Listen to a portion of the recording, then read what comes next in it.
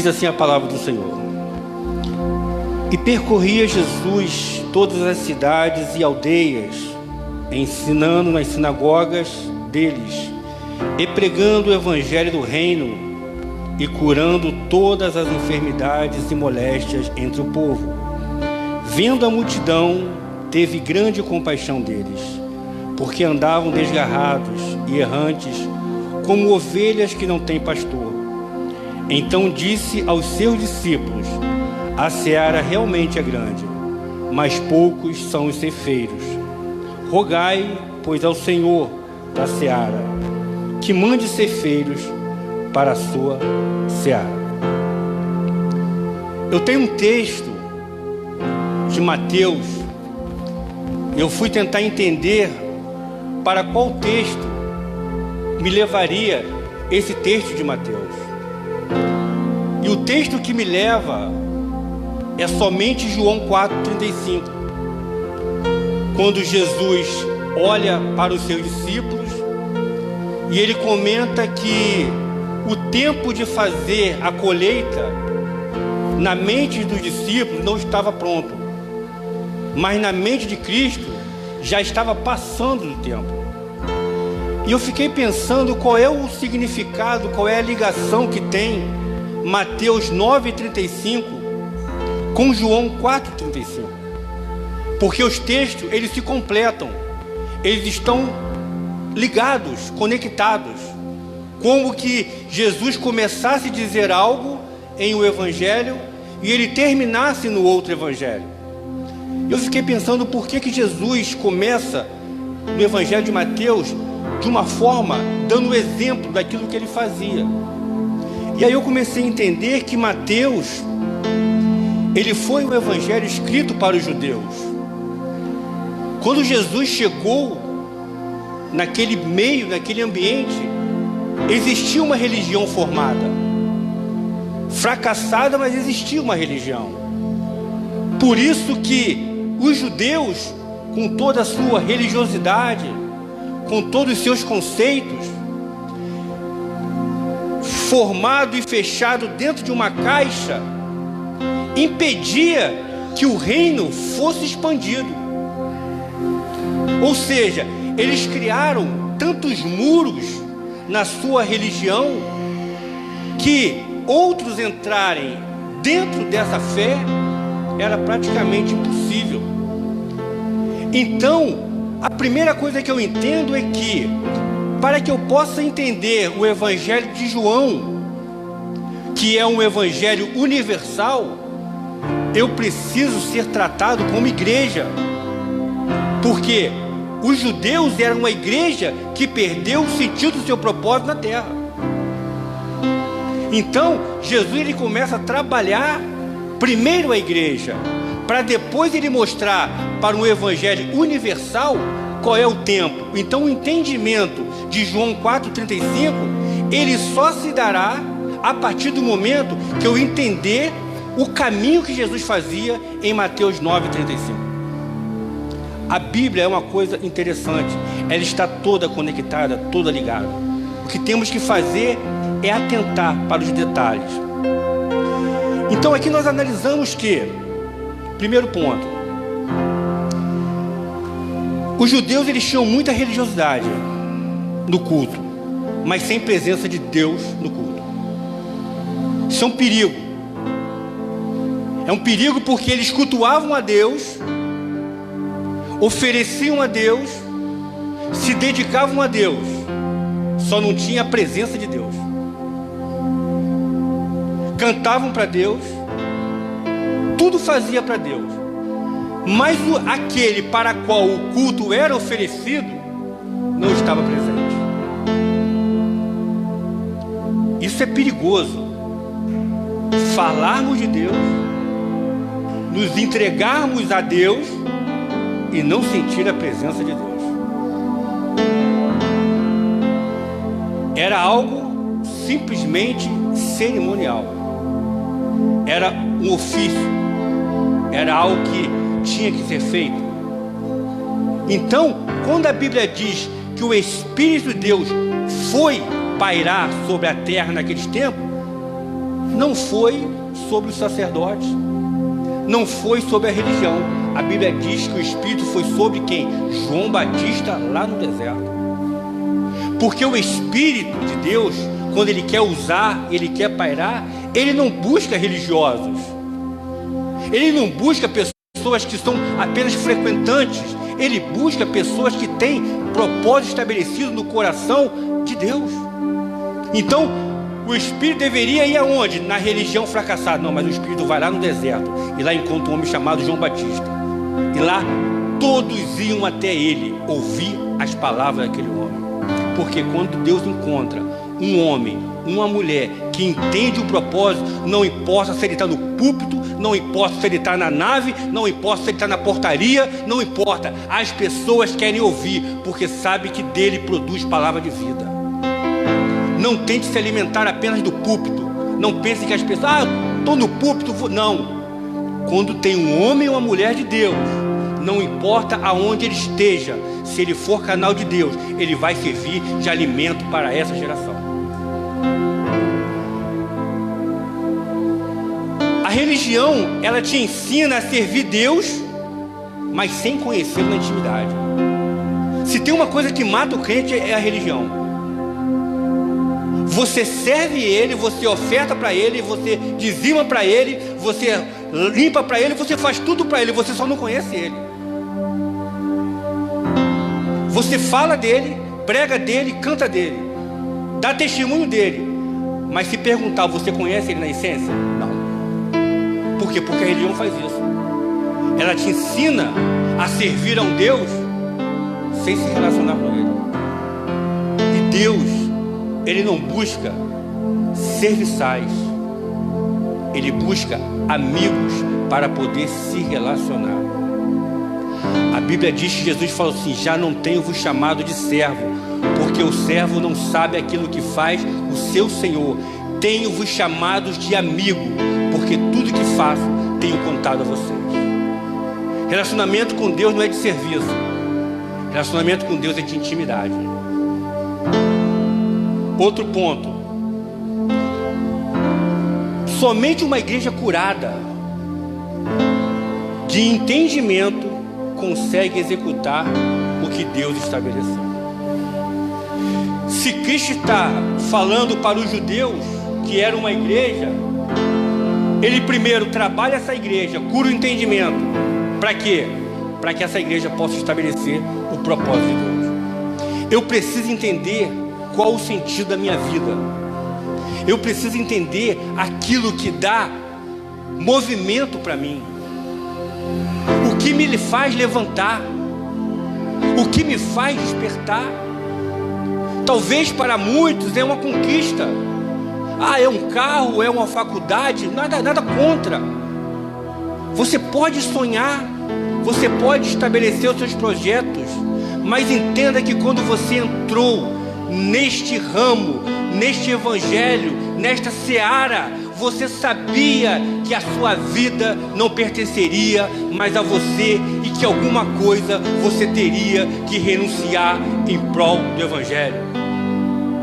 Talvez seja por isso que Jesus fala: aquele que deseja vir após mim, antes negue-se a si mesmo e siga-me.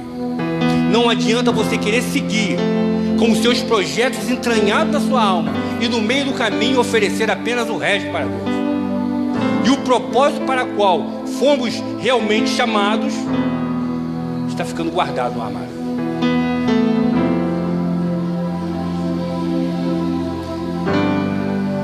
Então eu só consigo entender João 4,35, quando os discípulos olham para os trigos e falam assim: olha, já está pronto.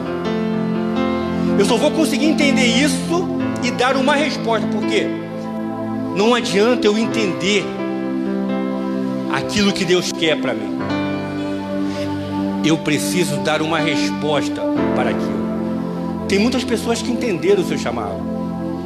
Tem muitas pessoas que sabem para que foi chamado, só que não deram uma resposta para Deus. Apesar de entender, Deus já ter queimado, Deus já ter testificado no coração, não deram uma resposta convincente para Deus. Então eu preciso dar uma resposta e entender que a forma de Cristo se movimenta em Mateus 9:35. Eu só vou entender João 4:35 se eu entender como é que Cristo se movimentava em Mateus 9:35. Vamos ver como é que ele se movimentava. Primeiro, o texto diz que ele percorria as cidades e aldeias. Verso 35. Jesus ele percorria. Então, eu consigo entender que Jesus ele olhava as situações, ele procurava oportunidades. Ele olhava uma pessoa, ele olhava uma aldeia, ele falava assim: eu vou chegar até ali, estou vendo umas pessoas ali, estou vendo um povoado aqui, eu vou sondar esse ambiente. Estratégia. Aqui aponta para um dos ministérios, o ministério apostólico, aquele que vai adiante observando, ele tem uma visão mais ampla das coisas. Então a primeira coisa que eu tenho que entender, que eu preciso ter discernimento, eu preciso aprender que a vida me dá oportunidades para poder difundir o Evangelho. Em 24 horas não é possível que eu não tenha parado perto de uma pessoa ímpia. Não é possível que na minha escola, no meu trabalho, eu não tenha oportunidade para poder falar.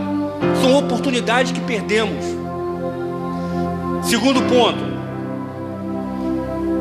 ele ia ensinando nas sinagogas. Então, por um lado ele percorria, observando. Depois ele ensinava.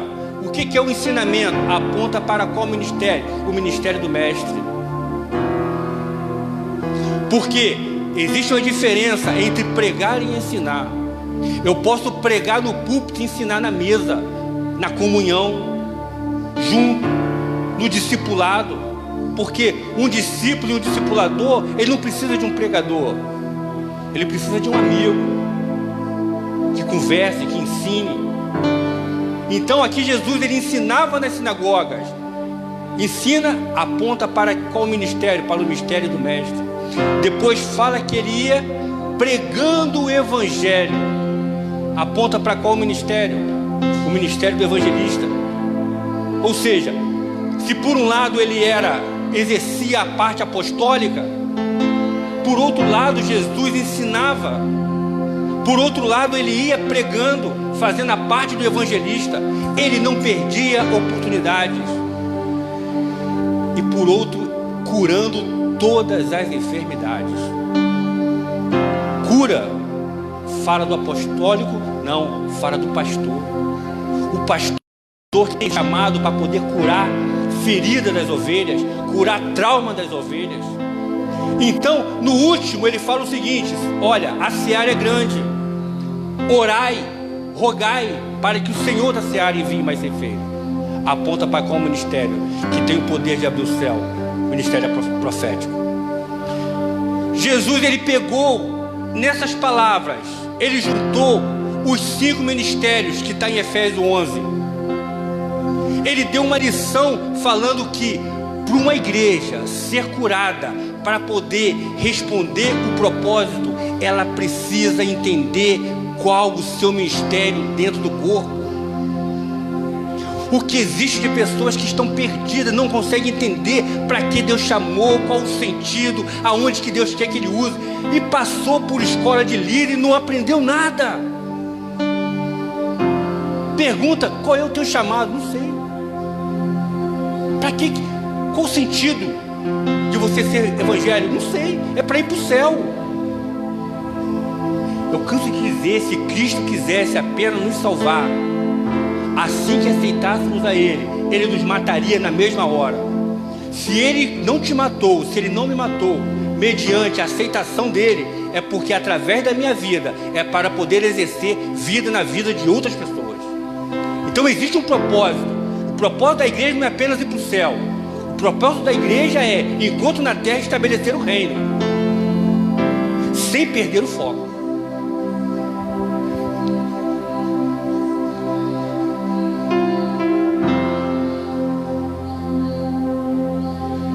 Jesus dá um ensino, 5 ministérios, a base para o aperfeiçoamento de uma igreja, para cumprir o seu propósito. Só que não basta ter algum dos ministérios.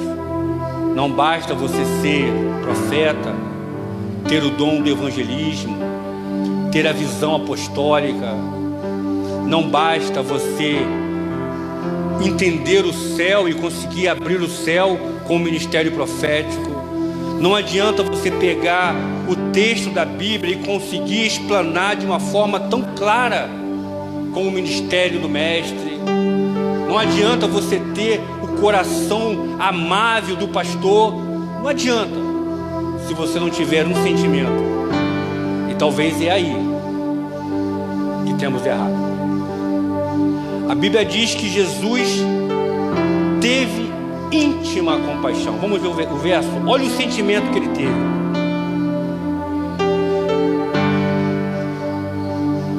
Verso 36. E vendo a multidão, teve grande compaixão deles, porque andavam desgarrados e errantes como ovelhas que não têm pastor. Compaixão, eu escuto muito que é sentir a dor do outro, é se compadecer da dor do outro. Eu entendo que realmente é, mas não é apenas se entristecer com a dor do outro, mas é também entender que eu sou uma resposta para aquele momento. Porque não adianta eu sentir a dor do outro e ficar apenas nisso e não fazer nada, não dar uma resposta. Às vezes Deus coloca situações em nossa vida até para poder provar a nossa compaixão, mas para poder saber o que vamos fazer com essa compaixão. Eu posso ver um mendigo na rua, sentir compaixão dele, virar minhas costas e não dar o que comer. Tive compaixão, só não fui resposta. Eu posso ver um drogado, simplesmente olhar e falar: poxa, coitado, o que a droga fez? Mas e aí? O que eu posso fazer? Será que eu não posso fazer nada? Será que eu não sou a resposta para aquela pessoa naquele momento? Já parou para pensar que a vida coloca situações que de repente você, eu, sejamos a resposta para aquelas pessoas naquele momento, que por isso você está lá? Você não entende por que você está? Você não entende por que você foi? Você não entende por que você chegou? Porque de repente você era a resposta que alguém estava pedindo a Deus, e Deus te enviou como resposta. E quando temos apenas compaixão, sentimos a dor, mas não respondemos a resposta daquela pessoa. Cristianismo pode até parecer brincadeira, mas é algo muito mais sério. Talvez seja por isso que muitos que entram nesse barco chamado cristianismo desistem na metade do caminho, ou vivem de uma forma à la vontade.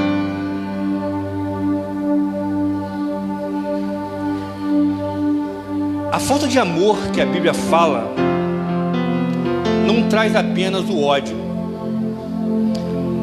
A Bíblia diz que por se multiplicar a iniquidade, o amor de muitos se esfriaria. Quando pensamos em amor, oposição de amor, ódio, o que mais temos visto hoje é ódio.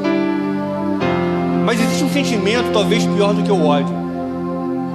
É o sentimento da indiferença. Quando eu passo por alguém, ainda que com paixão, não me compadeço e não dou uma resposta, eu não tive ódio. Eu tive compaixão, mas eu tive indiferença. É apenas mais um. É apenas mais um bêbado. É apenas mais um drogado. É apenas mais uma prostituta. É apenas mais um viciado. É apenas mais um delinquente. É apenas mais um. O sentimento não foi ódio, porque eu não odiei aquele caído, mas foi indiferença. Não fiz nada para poder ser resposta para ele. Então temos que tomar cuidado com isso. Se esse sentimento de indiferença não está entrando no coração da igreja, apesar de não odiar, mas não dar uma resposta e ser indiferente. A Bíblia fala sobre o levita, parábola do samaritano. Passou um levita, depois de um homem ter sido espancado, ter apanhado muito, e passou um sacerdote. A Bíblia diz que aquele homem estava quase morto, ele não estava morto. Mas o levita e o sacerdote estavam muito preocupados com o culto religioso. E foi indiferente com aquele homem caído. Eu fico pensando quantas pessoas mortas do meu lado. Às vezes eu passo e eu estou tão preocupado com os meus afazeres que eu acabo sendo indiferente. E aí depois eu quero falar que Deus me honra, eu sou o teu servo, eu faço a tua vontade, se manifesta. Como que Deus vai se manifestar? Se para aquilo que eu fui chamado, eu tenho sido diferente. Se ao invés de eu ser ponte, eu tenho sido muro, onde as pessoas não conseguem acessar, onde eu não consigo acessar. Temos que entender que esse é o sentido do cristianismo. Algumas perguntas temos que fazer, pessoais. É bom que esse culto, os da casa estão aqui, não tem visitante, os de fora que estão ouvindo pela live, creio que vão ser abençoados, mas não vamos romantizar o Evangelho. Existem muitas pessoas que romantizaram, dizendo que você ia aceitar a Jesus e tudo ia ser fácil para você. Te ensinou que você teria muitas conquistas e que você não teria renúncias. E quando você se depara com as renúncias, é difícil. Renunciar o eu, renunciar à vontade. Vamos fazer algumas perguntas pessoais. E dependendo das respostas que vamos dar, a gente vai perceber se estamos nos perdendo dentro de um ambiente de culto. Quando eu olho para a parábola do filho pródigo, muitos criticam o filho que saiu. Eu fico preocupado com o filho que estava dentro. O que saiu por se afastar do pai teve tristeza, saudade, conflito, e que o impulsionou a voltar para a casa do pai.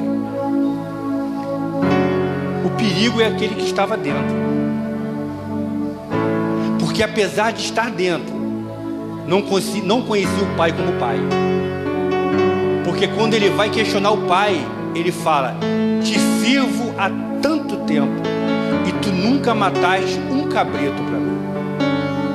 Olha o sentimento que ele tinha de filho para pai: servir. Eu tenho certeza que aqui tem pais e mães e os seus filhos não trabalham, não fazem a coisa por serviço, eles fazem por relacionamento. Um pai não aceita que um filho faça as coisas por serviço, mas por relacionamento. Então, apesar do filho estar dentro, estava perdido, porque não conhecia o pai como pai. O que estava fora, um dia sentiu saudade do pai e voltou.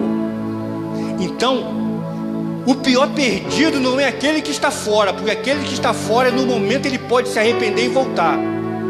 O pior perdido é aquele que está dentro, porque ele pensa que é, pensa que está, pensa que vai, pensa que tem, mas não tem. Ele acha que ele é filho, mas não se porta como filho. Ele acha que Deus é pai, mas trata Deus como Senhor, no sentido serviçal, não no sentido de soberania. Primeira pergunta: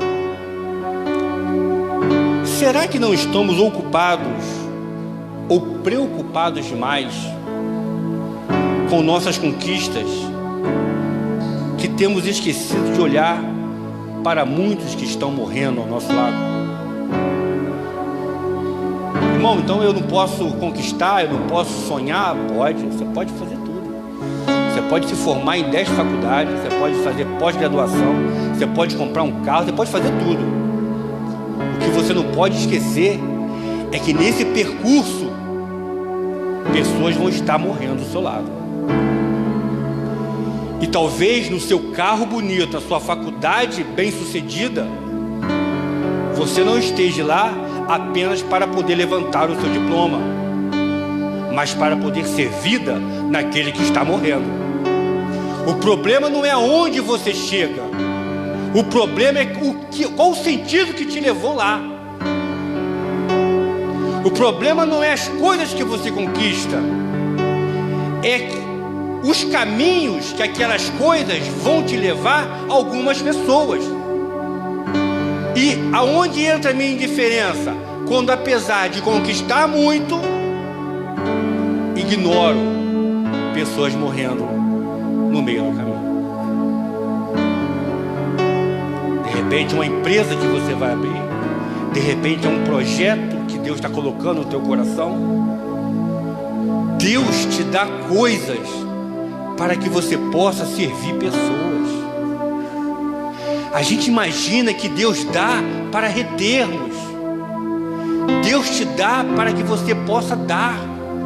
Talvez seja por isso que muitas pessoas têm dificuldade de ter. Porque enquanto o coração estiver em reter, impossibilitaremos as pessoas de serem alcançadas por aquela bênção que um dia fomos alcançados. Outra pergunta: será que não estamos preocupados demais com o culto físico e esquecendo as almas? A estrutura, ela precisa funcionar. Ela é necessária, mas ela não é a base. Estamos preocupados com as nossas reuniões de célula, como é que vai ser, quem vai trazer a dinâmica, quem vai trazer o lanche, como é que vai ser, quem vai trazer a palavra, tudo bem, e as almas? Por quê? Se tem reunião, se tem lanche, se tem quebra-gelo e não tem almas, a reunião foi sem sentido. Se não conseguimos trazer, não conseguimos convidar, mas eu convido. A resposta que fazem, né? Eu convido. Será mesmo? Será que nos 7 dias nós abrimos tempo para isso? Ligar, orar, ir na casa, mandar uma mensagem. Aí nos preocupamos no dia da célula, como é que vai ser? Quem vai organizar? Beleza. Aí todo mundo senta bonitinho, protocolo está perfeito. Cadê as almas? Mas quem envia é Jesus. Quem envia é Jesus. Se o Espírito não convencer, o homem não convence. Mas e eu faço o quê? Fico orando? Manda, Jesus, manda eles. Tá vendo como é que a gente se perde? Sem perceber.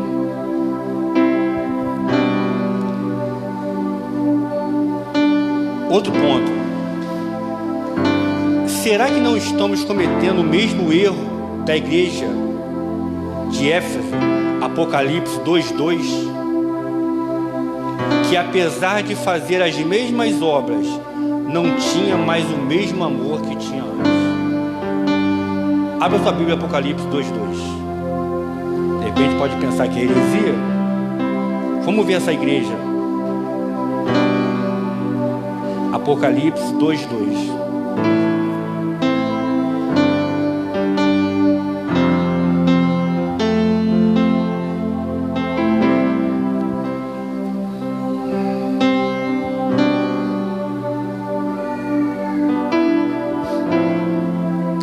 Amém?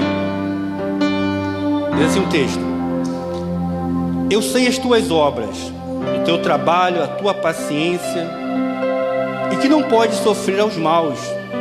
Puseste à prova o que se dizem apóstolos, e não são, e tu achaste mentirosos. Vocês sofrem, vocês têm paciência, trabalhaste muito pelo meu nome e não te cansastes. Tenho, porém, contra ti que deixaste o teu primeiro amor. Lembra-te, pois, onde caístes, arrependa-te e pratica as primeiras obras. Quando não, brevemente te virei e tirarei do teu lugar o teu castiçal, se não te arrependeres. Presta atenção aqui.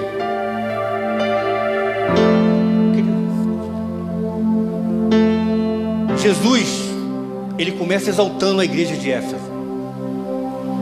Ele fala assim: olha, vocês estão de parabéns na obra que vocês fazem. Vocês são trabalhadores, vocês são pacientes, vocês têm discernimento, porque existem pessoas que entraram no meio de vocês se dizendo apóstolo, e o discernimento que vocês tinham, vocês conseguiram discernir que não eram, que eram pessoas fraudulentas. Vocês estão de parabéns. Vocês trabalham, vocês não negam o meu nome.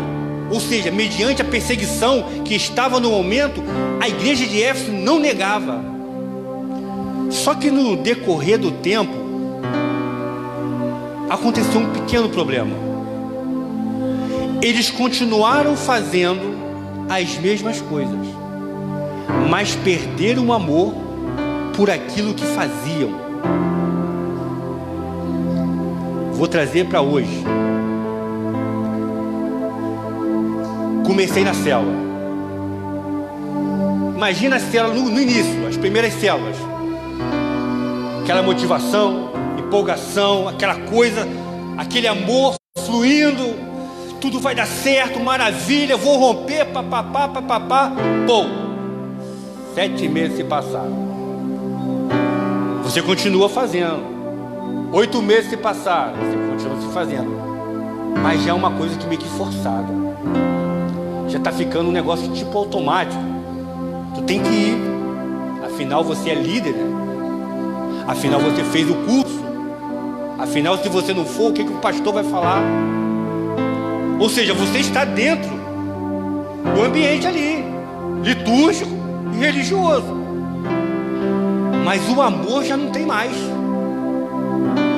Não vai porque ama, vai porque é obrigado a ir, porque é o líder. Porque se não fosse o líder, não ia. Por quê? Alguns líderes de treinamento não vão. Ele não é o líder principal, ele é o treinamento, então ele não pode fazer isso. Para você ver o nível do amor que vai se perdendo. E aí eu fico pensando que a igreja de Éfeso começou a fazer isso.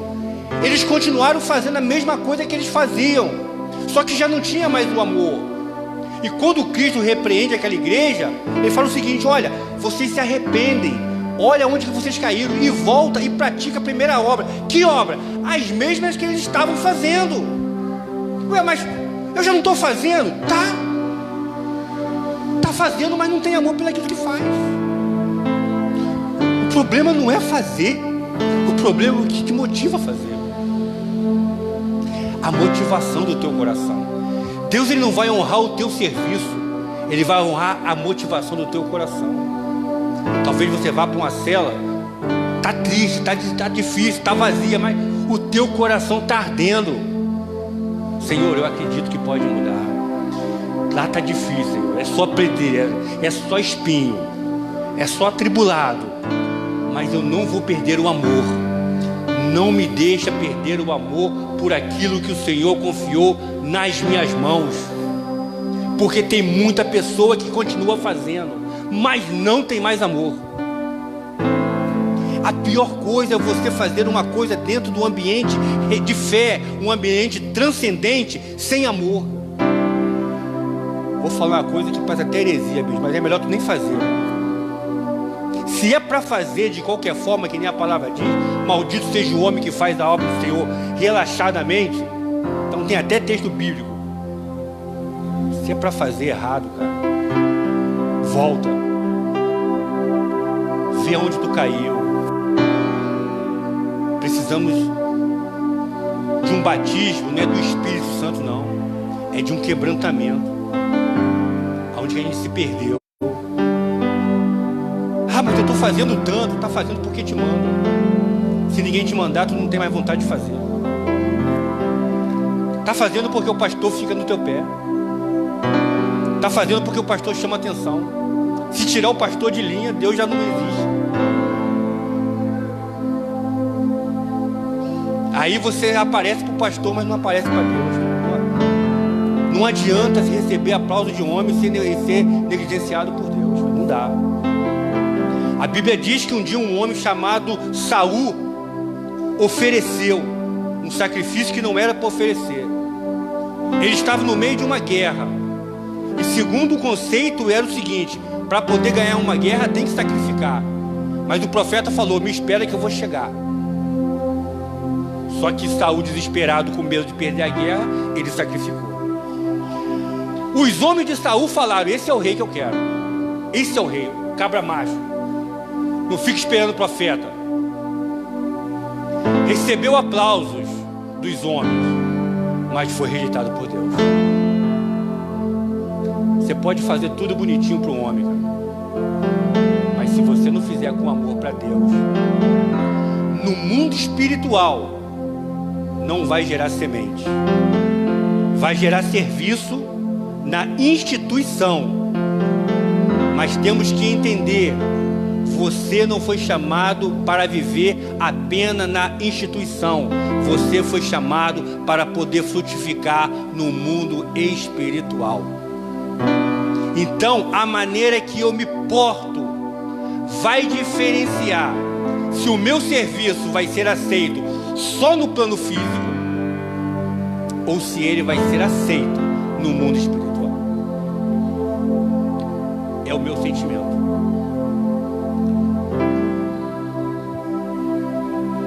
Talvez, como eu falei, o batismo que precisamos é de quebrantamento. E dizer como o profeta Abacuque disse, quando a irmã falou em Abacuque, eu falei: legal, está aqui dentro.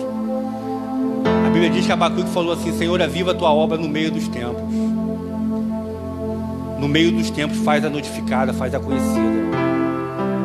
Eu sei que as situações são complicadas. Problemas, pandemia, desemprego, tudo está cooperando para um colapso e uma desestabilidade. E talvez nesse momento seja o momento que a igreja precisa falar: Senhor, aviva-me. Eu preciso voltar aonde eu caí. Eu preciso fazer, mas não apenas com uma forma mecânica. Eu preciso fazer com aquele fogo que ainda ardia no meu coração. Se você entra aqui dentro, querido, se você ouve uma palavra apenas porque não tem uma coisa melhor para fazer, num dia de domingo, eu vou te dizer uma coisa: você está perdendo o seu tempo. Se você não consegue entender que este ambiente é para poder revelar coisas espirituais, para você dar uma resposta, se é apenas um ambiente de culto físico, eu sinto muito, você está caindo no mesmo erro da religião judaica, aonde você entra para poder ver Deus, mas não consegue se relacionar com Ele. Não permita, querido, aqui dentro, você que me ouve, ficar perdido perto da presença de Deus. Ainda dá tempo. Ainda dá tempo de olhar para trás. Ainda dá tempo de falar assim: onde que eu errei? Onde que eu me perdi? Ah, mas eu estou dentro. De repente está dentro perdido. Ah, mas eu estou fora. Está fora perdido. Ah, eu estou no púlpito. Está no púlpito perdido. Ah, estou tocando perdido. Ah, estou liderando. Está liderando perdido. E o pior que é isso: quem lidera estando perdido não consegue ir a outros. O que eu faço? Se arrepende, volta, recomeça o caminho de novo, um caminho diferente.